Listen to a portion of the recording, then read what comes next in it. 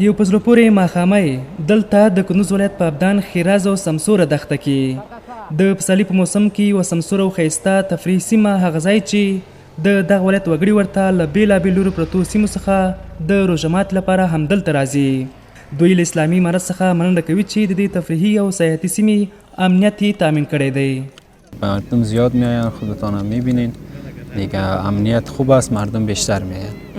از طرف شب هم میباشند، از سحری چون امنیت کاملا برقرار است دیگه میآیند و سحری هم همیشه میباشند بیشتر مردم. بیایم پیش از اینکه به کشورهای خارج به دیگه جای به سفر بریم، از این امنیت، از این فرصتی که برای ما مساعد شده بیایم زیبایی‌های وطن خود ببینیم، به مثل دشت آبدان که یک فضای بسیار خوب داره، خصوصا فصل سال که بهار است، ماه حمل است.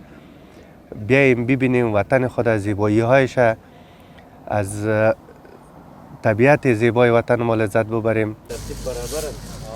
امنیتي ځواکونو هم د یادې تفریحي سیمې د امنیت د تامین لپاره لازم تدابیر نیولي دي او د چک پوینټونو او ګزمو په جوړولو سره د خلکو د امنیت د لا ټینګښت لپاره هڅې کوي.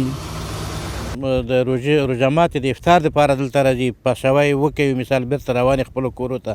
موږ ټولو ته دا اطمینان ورکوو الحمدلله د موږ 24 ساعت ګزمې اماده دي، هیڅ نوع مشکل نشته.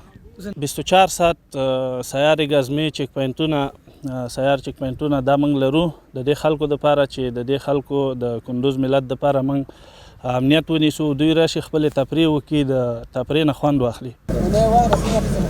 دا په داسې حال کې ده چې هر کال په پسرلي کې ګڼ شمېر کسان د هېواد له ګوټ ګوټ څخه د ابدان شنې دښتې ته د سیاحت او چکر لپاره راځي او د دې سیمې له ښکلاګانو څخه لیدنه کوي.